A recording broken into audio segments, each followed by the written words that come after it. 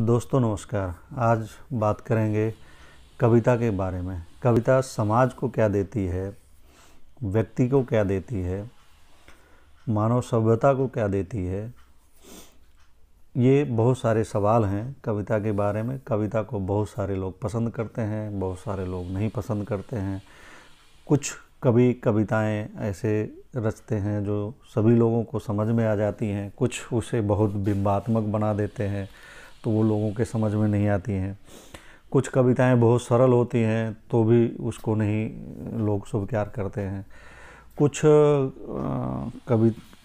कवि जो है हास्य व्यंग्य की रचनाएं लिखते हैं और वो एक मनोरंजन का साधन बन जाती हैं। तो किस तरह की कविताएं आदमी को आदमी बनाती हैं, इंसान को इंसान बनाती हैं, मानव को मानव बनाती हैं, इसके बारे में चर्चा करेंगे। और इसके बारे में आचार्य रामचंद्र शुक्ल हुए हैं जिन्होंने हिंदी साहित्य का इतिहास लिखा है और बहुत सारी आलोचनाएं भी लिखी हैं। 1884 से 1941 तक इनका जीवन काल रहा है और इन्होंने अपने जीवन काल में बहुत सारी ऐसी रचनाएं लिखी हैं जिससे हिंदी साहित्य काफ़ी समृद्ध रहा है। आचार्य रामचंद्र शुक्ल लिखते हैं कि मनुष्य की चेष्टाओं और कर्म कलाप से भावों का मूल संबंध निरूपित हो चुका है और यह भी दिखाया जा चुका है कि कविता इन भावों या मनोविकारों के क्षेत्र को विस्तृत करती हुई इनका प्रसार करती है। पशुत्व से मनुष्यत्व में जिस प्रकार अधिक ज्ञान प्रसार की विशेषता है, उसी प्रकार अधिक भाव प्रसार की भी। पशुओं के प्रेम की पहुँच प्रायः अपने जोड़े, बच्चों या खिलाने पिलाने वालों तक ही होती है। इसी प्रकार उनका क्रोध भी अपने सताने वालों तक ही जाता है। स्ववर्ग या पशु मात्र को सताने वाले तक नहीं पहुंचता। पर मनुष्य में ज्ञान प्रसार के साथ भाव प्रसार भी क्रमशः बढ़ता गया है। अपने परिजनों, अपने संबंधियों, अपने पड़ोसियों, अपने देशवासियों, क्या मनुष्य मात्र और प्राणी मात्र तक से प्रेम करने भर को जगह उसके हृदय में बन गई है।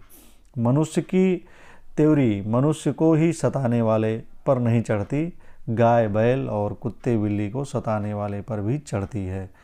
पशु की वेदना देखकर भी उनके नेत्र सजल होते हैं। बंदर को शायद बंदरिया के मुंह में ही सौंदर्य दिखाई पड़ता होगा, पर मनुष्य पशु पक्षी फूल पत्ते रेत पत्थर में भी सौंदर्य पाकर मुग्ध होता है। इस हृदय प्रसार का स्मारक स्तंभ काव्य है जिसकी उत्तेजना से हमारे जीवन में एक तया जीवन आ जाता है।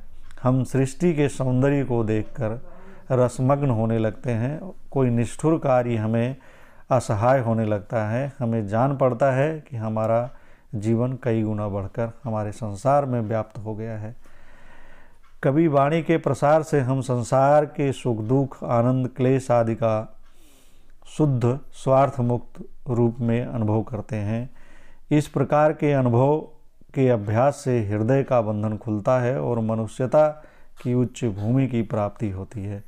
किसी अर्थपिशाच कृपण को देखिए जिसने केवल अर्थलोभ के वशीभूत होकर क्रोध, दया, श्रद्धा, भक्ति, आत्माभिमान आदि भावों को एकदम दबा दिया है और संसार के मार्मिक पक्ष से मुंह मोड़ लिया है। न सृष्टि के किसी रूप माधुर्य को देख वह पैसों का हिसाब किताब भूल कभी मुग्ध होता है, न किसी दीन दुखिया को देख कभी करुणा से द्रवीभूत होता है, न कोई अपमान सूचक बात सुनकर क्रुद्ध या क्षुब्ध होता है।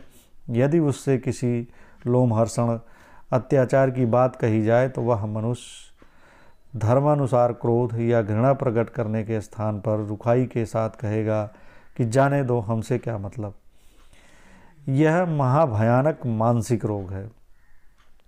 इससे मनुष्य आधा मर जाता है। और इसी प्रकार किसी महाक्रूर कर्मचारी को जाकर देखिए जिसका हृदय पत्थर के समान जड़ और कठोर हो गया हो, जिससे दूसरे के दुख की भावना स्वप्न में भी नहीं होती है। ऐसे को सामने पाकर मन में आता है कि क्या इनकी कोई भी दवा है। इनकी दवा कविता है। कविता ही हृदय को प्रकृत दशा में लाती है और जगत के बीच क्रमशः उसका आधिकारिक प्रसार करते हुए उसे मनुष्यत्व की उच्च भूमि पर ले जाती है। भाव योग के सबसे उच्च कक्षा पर पहुँचे हुए मनुष्य का जगत के साथ पूर्ण तादात्म्य में हो जाता है।